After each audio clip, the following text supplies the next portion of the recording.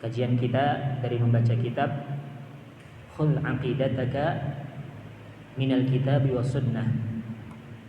Ambillah akidahmu dari Alkitab serta As-Sunnah. Pada kajian yang terdahulu kita telah menyampaikan pembahasan tentang anwa'ut tauhid wa fawaiduhu. Pada kajian yang terdahulu kita telah menyampaikan pembahasan tentang macam-macam tauhid dan faidahnya. Telah kita sebutkan bahwasannya Allah mengutus kepada setiap umat itu seorang rasul. Tujuannya adalah agar supaya menyerukan kepada umatnya, yakni supaya mereka itu beribadah hanyalah kepada Allah Subhanahu wa taala dan menjauhi taghut. Sebagaimana firman Allah Subhanahu wa taala, "Wa laqad ba'atsna fi kulli ummatin rasulan an i'budullaha wajtanibut taghut."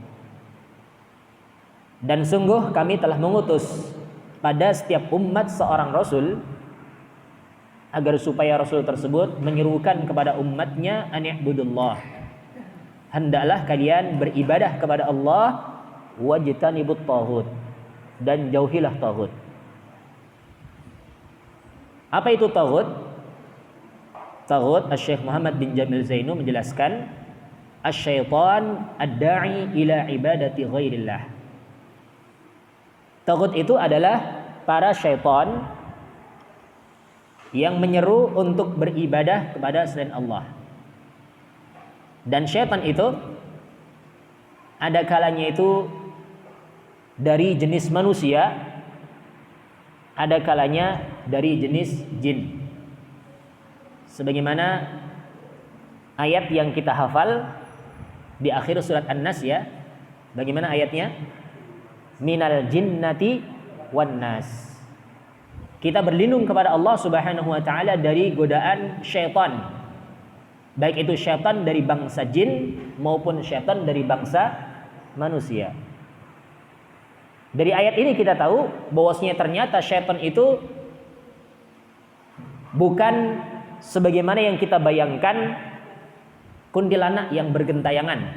Ya, memang itu salah satunya, tapi bukan cuma itu. Terkadang kalau dibilang setan, ini kan sudah hantu ya. Bukan cuma itu saja, itu memang setan, tapi setan dari jenis jin. Tapi ada kalanya setan juga dari jenis manusia. Sehingga ketika ada orang yang sudah melakukan perbuatan melampaui batas, maka orang akan melaknat dengan laknat apa? Setan. Memang setan banget. Seperti itu ya. Ini sudah kita pahami bahwasanya ternyata setan itu bukan hantu yang bergentayangan saja, tapi juga ada setan dari bangsa manusia. Apa pekerjaannya mereka? Pekerjaannya mereka itu adalah menjauhkan manusia dari jalan Allah, menjauhkan manusia dari kebaikan-kebaikan. Sehingga ketika ada orang yang berusaha menghalangi manusia dari kebaikan, maka ketahuilah kalau dia itu setan. Setan itu bahasa Indonesia, bahasa Arabnya itu syaitan.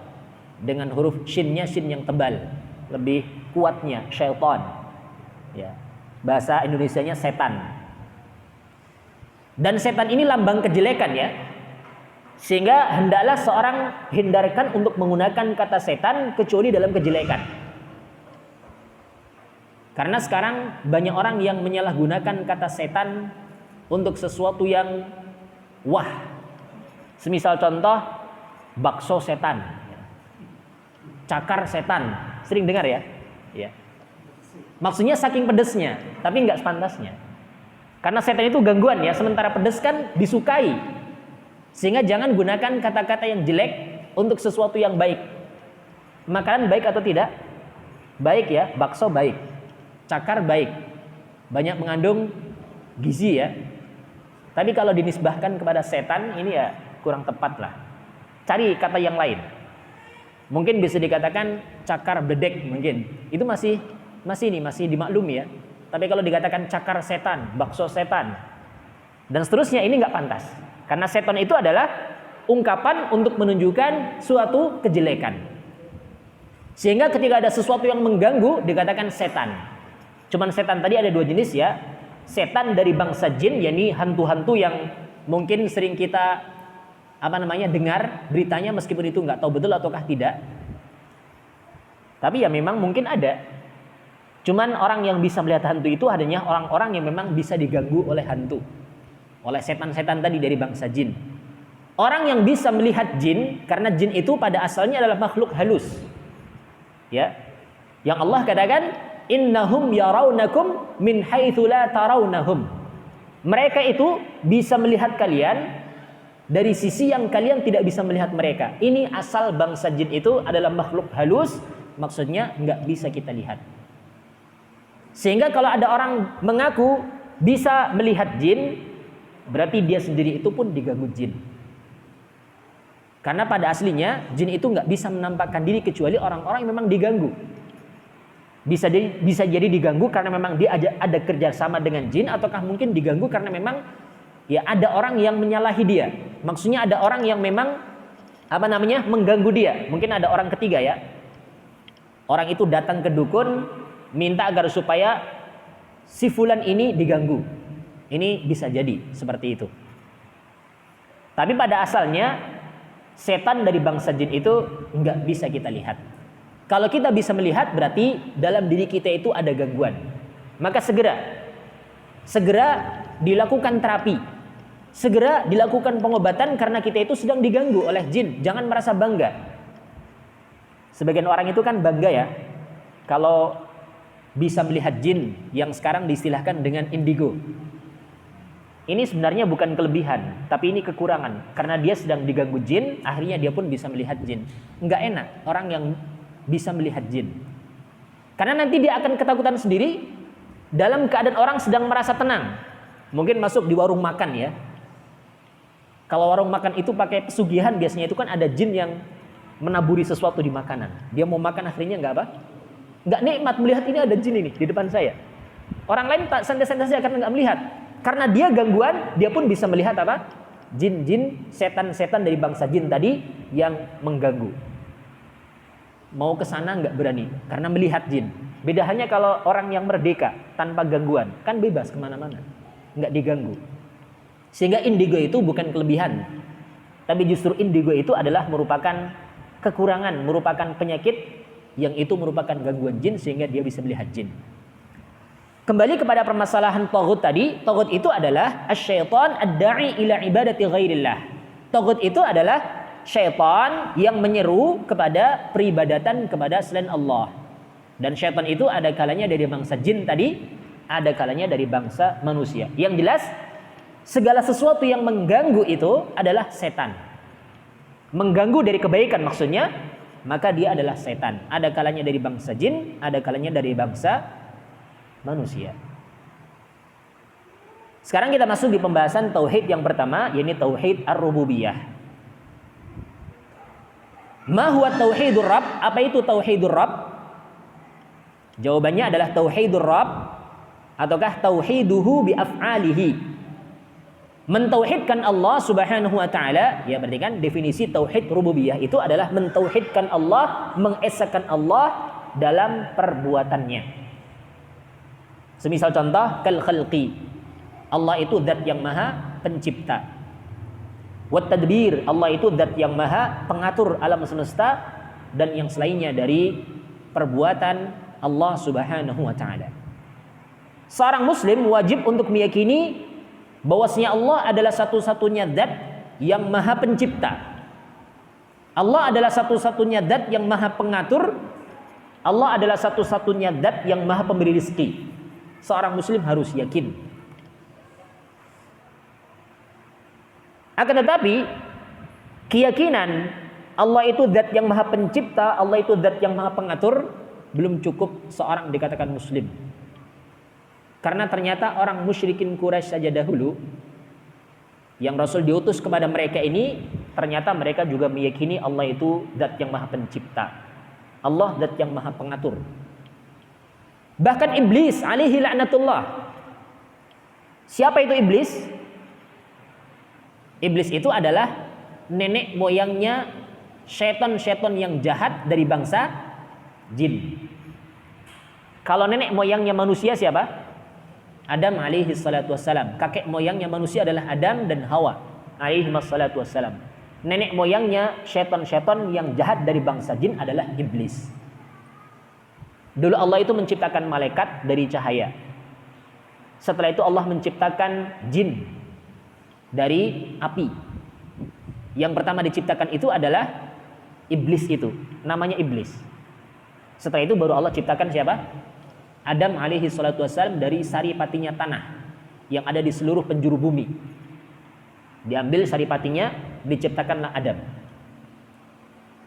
Setelah Allah selesai menciptakan Adam, kemudian Allah perintahkan kepada seluruh penduduk langit, yang mana ketika itu hanya ada 2 jenis makhluk, yakni malaikat dan jin. Iblis tadi itu, jin itu dari bangsa iblis ya. Kana minal jinni fafasaku ya an amri rabbihim.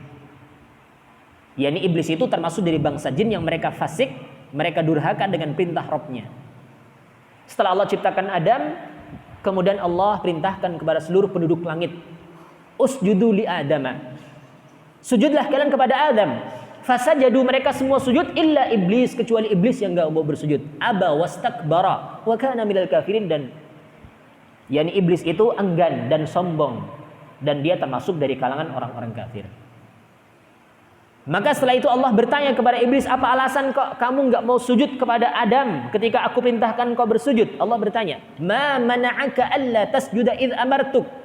Wahai iblis, apa yang menghalangi engkau untuk tidak mau bersujud ketika aku perintahkan engkau bersujud? Apa jawaban iblis? Ana khairun minhu, karena aku lebih baik daripada dia. Ini sifat apa yang seperti ini? Sombong, merasa dirinya lebih baik daripada orang lain. Ana khairun minhu, aku lebih baik daripada dia.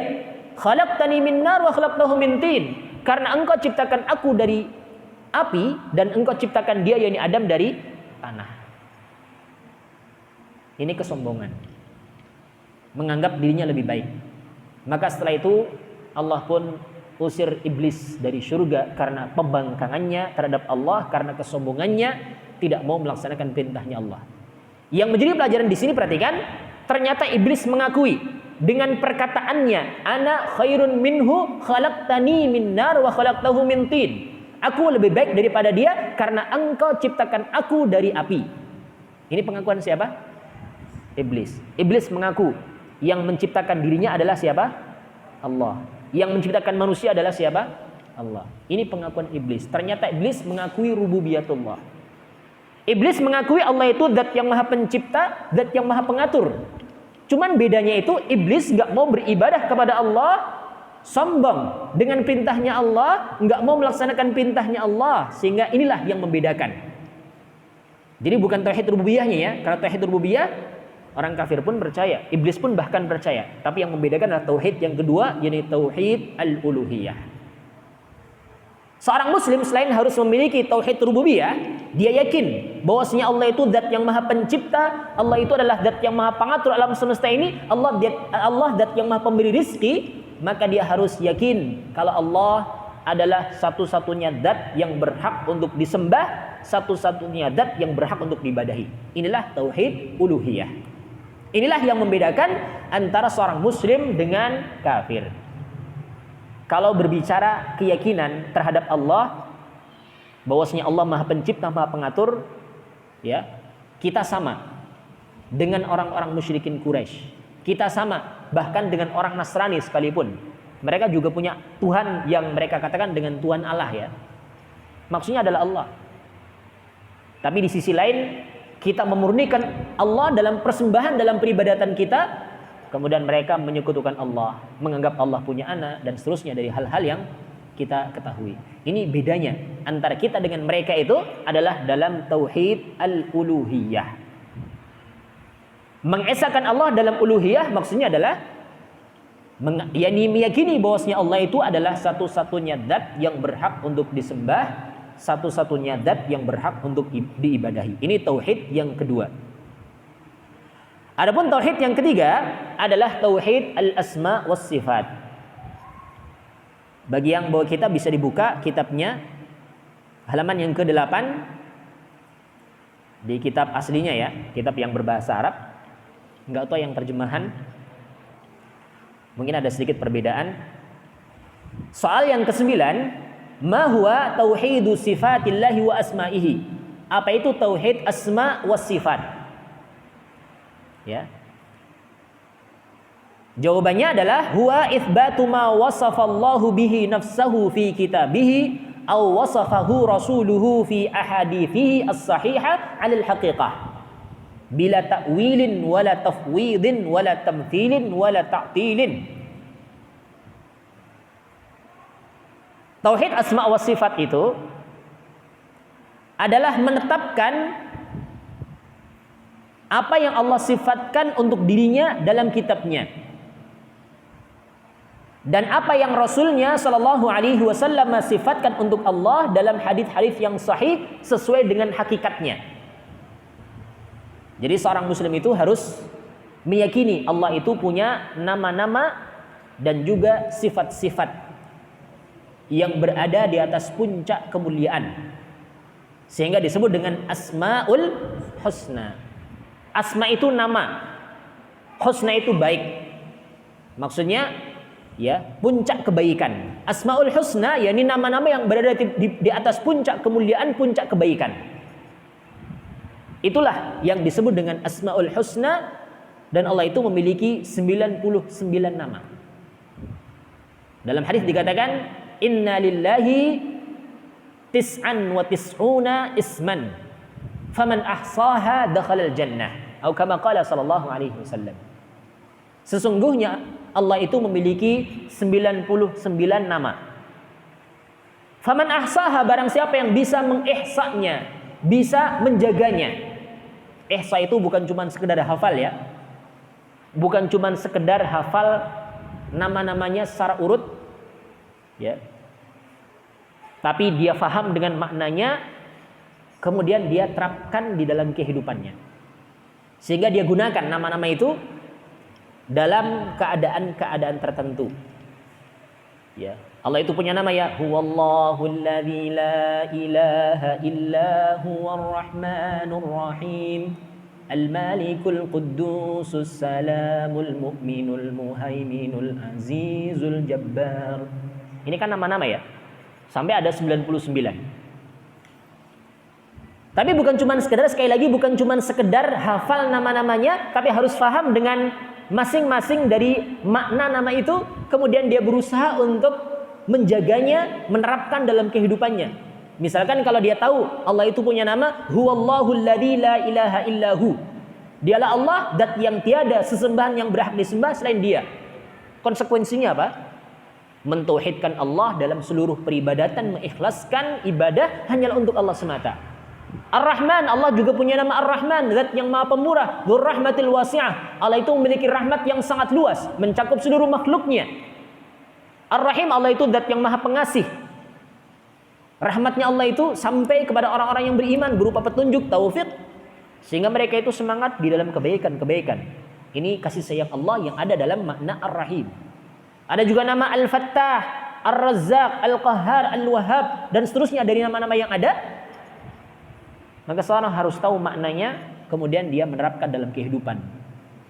Ketika dia mengetahui bahwasanya Allah itu adalah Ar-Razzaq. Apa itu nama Ar-Razzaq? Apa itu makna Ar-Razzaq? Ar-Razzaq itu adalah zat yang maha pemberi rizki. Sehingga dia itu tidak pernah merasa khawatir dengan rizki yang sudah Allah tetapkan. Dan dia berdoa meminta kepada Allah, tentunya dengan diiringi usaha. Ya. Allah itu punya nama Al-Fattah, zat yang maha pembuka. Ketika dia terbentur dengan problematika dalam hidupnya, dia yakin Allah itu zat yang pembuka pintu, yakni kebaikan-kebaikan dan seterusnya dari hal-hal yang ada, maka dia yakin dengan hal itu. Inilah orang yang mengihsa. Ya. Dalam Al-Qur'an juga Allah berfirman, walillahil asmaul husna fad'uhu biha. Ya. Wa dzarul ladzina yulhiduna fi asma'ihi. Ya. Sayujzauna ma kanu ya'malun. Allah itu memiliki asmaul husna, maka berdoalah kalian dengannya.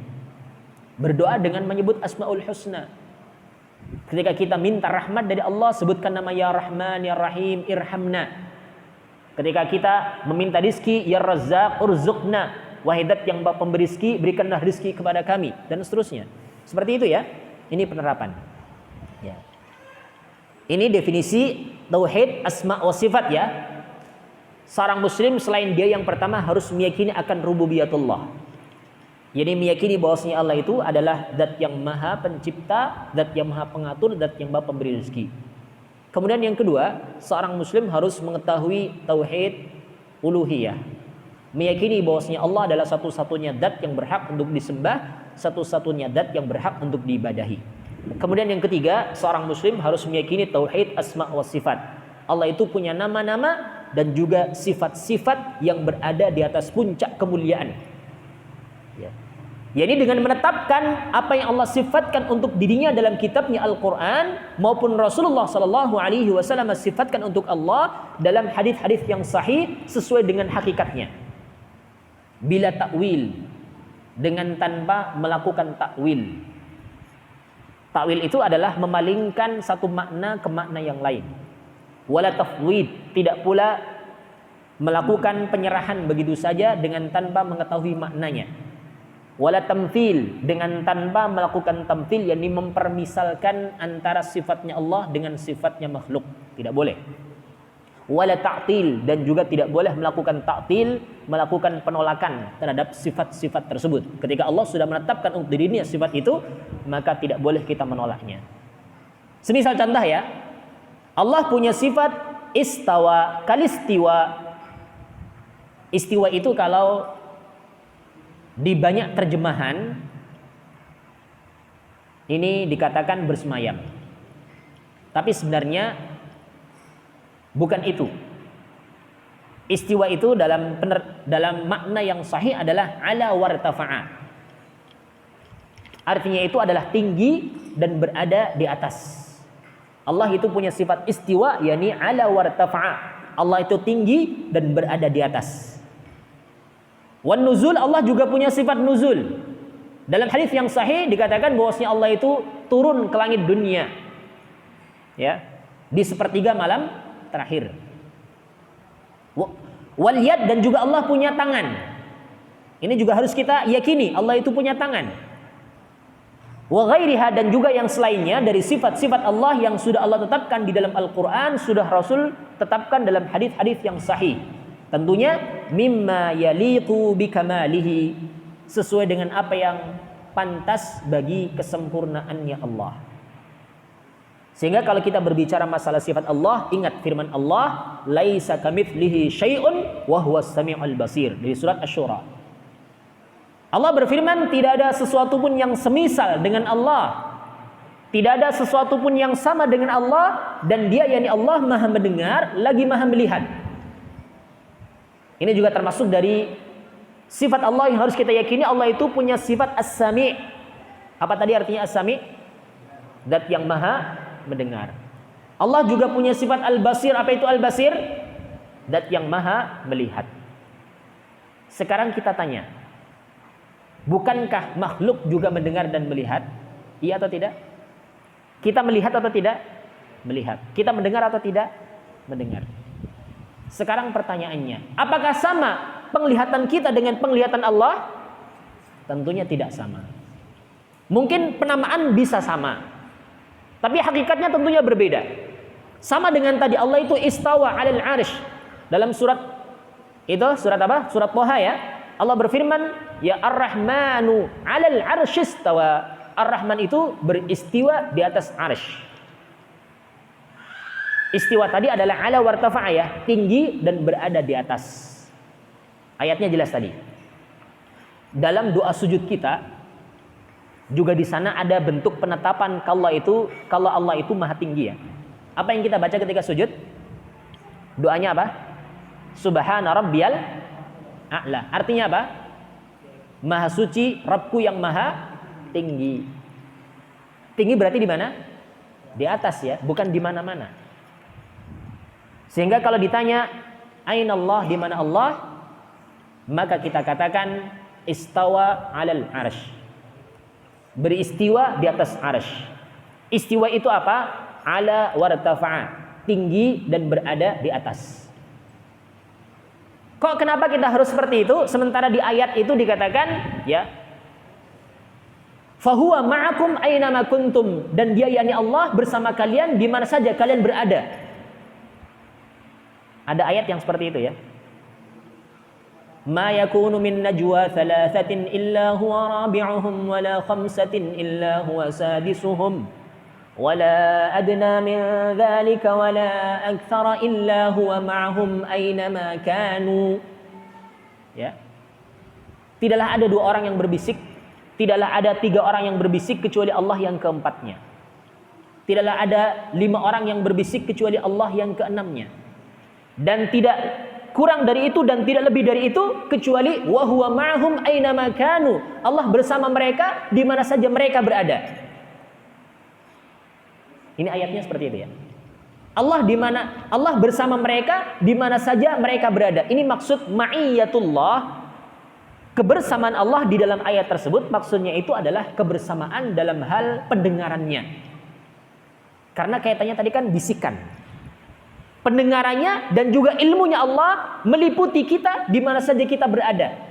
Meskipun kita itu berbisik-bisik itu hanyalah 2 orang. Tidak ada seorang pun yang tahu, tapi Allah mendengar bisikan kita, mendengar ucapan kita. Allah mengetahui bisikan kita. Allah mengetahui rencana busuk kita barangkali. Ini yang dimaksud dengan ma'iyatullah, ya. Kebersamaan Allah bersama hamba-hambanya, bersama makhluknya, dalam hal ilmunya, dalam hal pendengarannya, dalam hal penglihatannya. Allah melihat kita dimanapun kita berada. Allah mendengar ucapan kita dimanapun, apapun yang kita ucapkan. Allah mengetahui gerak-gerik kita meskipun kita telah menyembunyikannya. Jadi bukan zatnya, ya. Jadi ayat-ayat yang menunjukkan tentang ma'iyatullah, kebersamaan Allah bersama hambanya itu maksudnya adalah ilmunya Allah, pendengarannya Allah, penglihatannya Allah, penjagaan dari Allah. Semisal contoh, ya, innallaha ma'as sabirin, artinya apa? Sesungguhnya Allah bersama orang-orang yang sabar. Maksudnya bersama di sini maksudnya bersama dengan apanya? Penjagaannya, ilmunya. Allah menjaga mereka orang-orang yang sabar. Seperti itu, ya, memahami ayat. Bukan kemudian ketika ditanya Allah itu di mana? Kita jawab di mana-mana. Kok bisa seperti itu? Tadi ayatnya ada wa huwa ma'hum aina makanu, dan dia yakni Allah bersama mereka di mana saja mereka berada. Tidak itu. Tapi kebersamaan yang disebutkan di ayat itu maksudnya adalah kebersamaan dalam hal ilmunya, pengetahuannya, pendengarannya, penglihatannya, ataukah bisa jadi penjagaan dari Allah senantiasa menyertai mereka. Tapi zatnya Allah ala wartafa'a, istawa 'alal 'arsy. Allah itu beristiwa di atas 'arsy, yakni tinggi dan berada di atas. Ini keyakinan tentang asma was sifat. Harus kita yakini. Karena kalau seorang mengatakan Allah itu di mana-mana, ini konsekuensinya berat. Kalau di mana-mana berarti dia telah yakni mengurangi haknya Allah di dalam pemuliaan. Kalau di mana-mana ditanyakan dalam tempat sampah ada enggak Allah? Kan kurang ajar, ya. Di kamar mandi, di WC ada enggak Allah? Kalau dibilang di mana berarti kan di mana pun ada. Tapi oleh karena itu jangan menjawab dengan di mana-mana. Tapi kalau ditanya aina Allah, di mana Allah, maka tadi Allah sendiri telah menetapkan Ar-Rahmanu 'alal 'arsy istawa. Allah yang Maha Rahman beristiwa di atas 'arsy. Istiwa itu apa? Ala wartafa'a, tinggi dan berada di atas. Sebagaimana kita menetapkan hal itu dalam sujud kita dengan mengucapkan subhana rabbiyal a'la. Maha suci Rabbku yang maha tinggi. Namanya tinggi bukan di mana-mana, tapi tinggi itu di atas. Ini tentang tauhid asma was sifat. Harus kita yakini. Kemudian waqala sallallahu alaihi wasallam, ar-rasul sallallahu alaihi wasallam bersabda, yanzilullahu fi kulli lailatin ila sama'id dunya. Allah turun setiap malam ke langit dunia. Dalam hadis yang lain dikatakan Allah turun ke langit dunia di sepertiga malam terakhir. Ya. Yani Allah itu akan mengawasi setiap hambanya. Siapa yang beristighfar meminta ampun kepada Allah, Allah akan ampuni dia. Siapa yang berdoa meminta kepada Allah akan berikan permintaannya. Ini janji dari Allah. Sehingga yang seperti ini harus kita terima. Jangan kemudian kita pertanyakan, jangan kemudian kita ragukan karena hadisnya sahih riwayat Muslim. Kabar dari Rasul jelas benar. Cuman sebagian orang itu terkadang memainkan logika. Kalau turun ke langit dunia, dunia bagian mana? Sementara kalau sekarang malam di Indonesia, mungkin di daerah Amerika masih siang ataukah mungkin masih pagi. Ini kan apa? Logika yang tidak bisa diterima. Karena apa? Allah itu maha kuasa untuk melakukan segala sesuatu. Allah bisa saja turun ke langit dunia sesuai dengan apa yang pantas bagi kemuliaannya Allah. Kewajiban kita hanyalah meyakini tanpa menanyakan bagaimana turunnya, tanpa menanyakan ya kemudian di tempat mana. Yang jelas Allah menghabarkan, Rasul menghabarkan seperti itu, kita yakini apa adanya. Tidak boleh menolak sifat nuzul. Allah itu turun, nggak boleh kita tolak. Demikian pula tidak boleh kita mentakwil dengan takwilan yang batil dengan tanpa dalil. Karena hadisnya itu benar. Hadisnya itu sahih. Yanzilu nuzulan yaliqu bijalalih. Jadi Allah itu turun ke langit dunia di sepertiga malam terakhir, yakni dengan turun yang sesuai dengan kemuliaannya Allah. Sehingga jangan kita samakan turunnya Allah dengan turunnya kita ya. Jangan kita samakan turunnya Allah dengan turunnya makhluk. La yushbihu ahadan min makhluqatihi, yang tidak ada dari kalangan makhluknya yang menyerupai bagaimana turunnya Allah, dan tidak ada yang tahu bagaimana turunnya Allah. Kewajiban kita hanyalah yakin dengan hal itu karena habarnya sahih dari Ar-Rasul. Sehingga kalau kita ditanyakan tentang masalah sifat Allah, maka kita ingatkan dengan ayat tadi, laisa kamitslihi syai'un. Tidak ada sesuatu pun yang semisal dengan Allah. Mungkin nama bolehlah sama, tapi tentunya hakikatnya berbeda. Sebagaimana tadi Allah itu punya nama dan sekaligus sifat As-Sami', yakni zat yang maha mendengar. Al-Basir, zat yang maha melihat. Ternyata kita juga punya sifat itu. Kita punya sifat mendengar, kita punya sifat melihat. Tapi ternyata berbeda antara penglihatan kita dengan penglihatan Allah, berbeda antara pendengaran kita dengan pendengaran Allah. Maka demikian pula turun pun seperti itu. Kita juga turun, Allah juga turun, tapi tentunya hakikatnya berbeda. Semisal contoh tadi istiwa. Ya. Dulu ketika Imam Malik sedang menyampaikan pembahasan seperti ini, pembahasan tentang asma wa sifat ya, ada salah seorang jamaah yang bertanya kepada Imam Malik dengan menanyakan kaifastawa, bagaimana istiwanya Allah di atas arsy. Maka Al-Imam Malik pun menjawab, al-istiwa'u ma'lum. Istiwa itu adalah sesuatu yang sudah dimaklumi, sudah diketahui. Sebagaimana tadi dalam bahasa itu, istiwa itu adalah ala wartafa, tinggi dan berada di atas. Ini istiwa. Ya. Ini sesuatu yang dimaklumi, sudah diketahui ya. Wal kaifu majhul, kemudian menanyakan bagaimana adalah sesuatu yang tidak diketahui. Was-su'alu anha bid'atun, dan menanyakan tentang istiwa itu adalah merupakan kebid'ahan. Kenapa dikatakan bid'ah? Karena para sahabat nggak pernah ada yang menanyakan kepada Rasul tentang tentang istiwa itu. Mereka sudah faham. Istiwa itu ya berada di atas, tinggi dan di atas itu istiwa. Ya. Ini sudah difahami dalam bahasa, istiwa itu adalah ala wartafa'a. Ya. Jadi seperti itu ya, kalau kita dihadapkan dengan ayat-ayat tentang sifat Allah, hadis-hadis tentang sifat Allah, kita kembali kepada perkataan Imam Malik tadi, kaidahnya tadi. Misalkan contoh tadi adalah turun, ya, an-nuzulu ma'lum, turun itu suatu hal yang telah diketahui. Kemudian wal kaifu majhul, bagaimana turunnya Allah, sesuatu yang tidak kita ketahui. Was-su'alu anha bid'ah, bertanya tentang bagaimana turunnya Allah, maka ini suatu kebid'ahan. Demikian pula hal-hal yang lain dari sifat Allah. Ketika di sana ada dalil yang menunjukkan tentang sifat-sifat tertentu dalam Al-Quran maupun dalam hadis-hadis yang sahih, kewajiban kita hanyalah meyakini. Ya, tidak boleh menolaknya, tidak boleh mentakwilkan kepada takwil yang batil yang tidak ada dalil tentangnya. Tidak boleh kemudian menyamakan antara sifatnya Allah dengan sifatnya makhluk. Kemudian juga tidak boleh menanyakan bagaimana itu sifatnya Allah. Semisal contoh ya tadi, Allah itu punya sifat tangan. Allah itu punya tangan. Dalam Al-Quran dikatakan yadullahi fawqa aydihim, tangan Allah di atas tangan-tangan mereka. kewajiban kita hanyalah yakin Allah itu punya tangan. Jangan sampai terbetik dalam benak kita tangannya Allah seperti tangannya kita.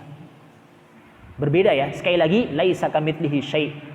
Tidak ada sesuatu pun yang semisal dengan Allah. Ini kewajiban kita hanyalah yakin Allah itu punya tangan. Gak usah tanyakan bagaimana. Gak usah membayangkan. Tidak boleh pula menyamakan.